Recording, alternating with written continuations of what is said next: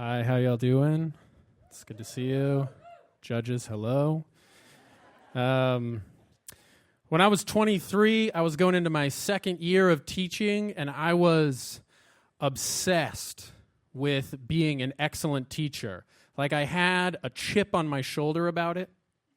And I had a chip on my shoulder about it because my first year of teaching had not gone that well. And the general vibe with the veteran teachers was that I couldn't cut it. Like, at some point in the last year, they maybe concluded that I didn't have my stuff together. I don't know if it's because I was so young or because I was so inexperienced or maybe because I clearly didn't own an iron and all my shirts were very wrinkled. So going into year two, every day walking into my fourth grade classroom was a chance for me to show a new group of kids and prove to all these other teachers that I had my stuff together. Every time we had to walk out on the hall, my lines were the straightest. My lesson plans were the most thorough. And while I didn't buy an iron, I did find a type of shirt that doesn't even get wrinkled. Every detail accounted for. And my school was very rigid, like strict curriculum, long school days, and no recess. So it's like a kid's nightmare. And the other teachers would complain about this no recess policy, but I took it on myself to find a solution. And the solution that I came up with is that on Fridays, I would take my class to the park and we'll let them play for a while.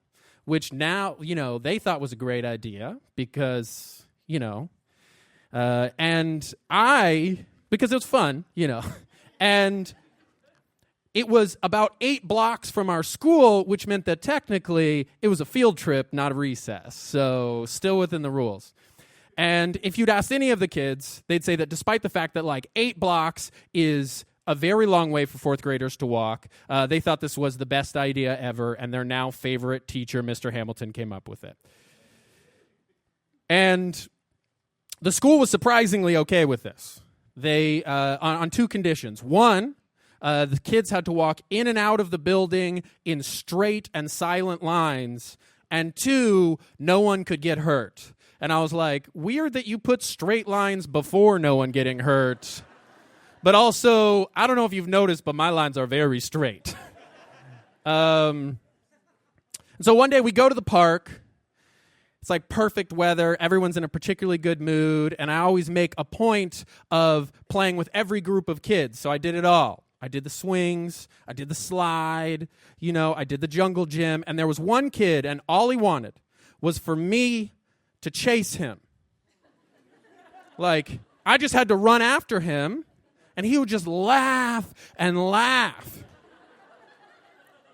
And so, he would run into the field, and I'd follow him. And then he'd run around the swings, and I'd follow him. And then he went under the jungle gym, and I followed him. And he's a 4th grader, which is the perfect height to run full speed under a jungle gym that is mostly made of sheets of metal and sharp edges.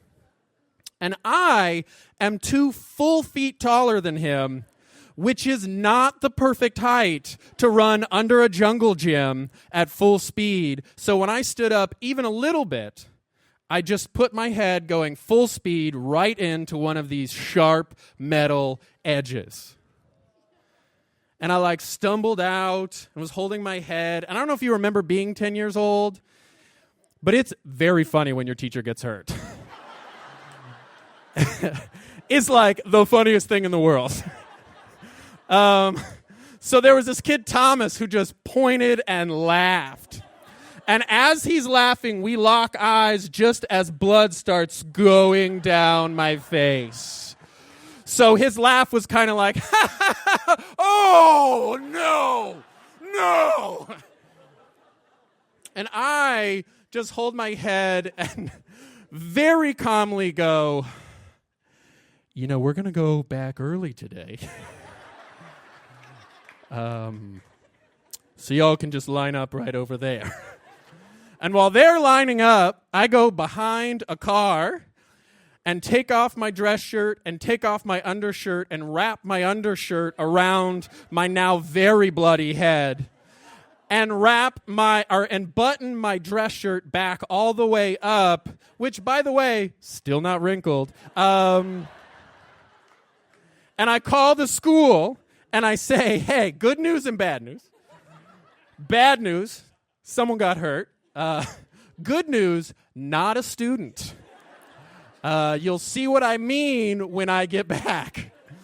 Assuming I get back. And we begin this 8-block trek back to the school. Which, again, a long distance for 10-year-olds under normal circumstances. Particularly long when your teacher has an active head wound. And I'm just trying to keep it cool, you know? I'm just having conversations and saying things like, you know, this is why I tell you to sit up so straight in class. A lot of blood flowing up there. A lot of blood. And every couple of blocks, one of the kids just goes quietly, does it hurt?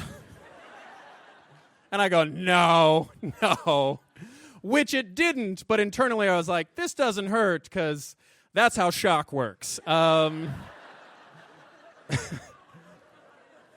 I get all the way back to the school, and they're waiting for me, and even in the chaos, I'm, like, aware that my, like, seemingly brilliant plan has ended with egg on my face, and by egg, I mean my own blood. And they take me to the urgent care, and I get 9 pretty painful staples in my head. And then I do what seems reasonable, and I go back to work. And the school's like, no, you can't teach. And I'm pretty sure I know why. I'm like, oh, this is because I'm 23. This is because you don't think I know what I'm doing. You think that I'm bad at my job. And the reason they gave me was that you're wearing an urgent care shirt, your hair is caked with blood, and you probably have a concussion. So, you know, I'll let you judge on that one, who was right. But there was lots of things that my 23-year-old self should have learned. I should have learned to not care what other people were thinking. I should have cared, or I should have learned that you're inevitably going to bleed in front of the people that you least want to see you bleed. But those aren't like lessons that you can just teach one day and learn. Those are things you have to learn painfully over and over and over and over again. But the one thing I did learn is that you can't control everything. And I learned that because no matter how good my lesson plans were or how straight my line was, I was just always going to be the teacher who cracked his head open. That's just it. Thank you so much. You guys are great.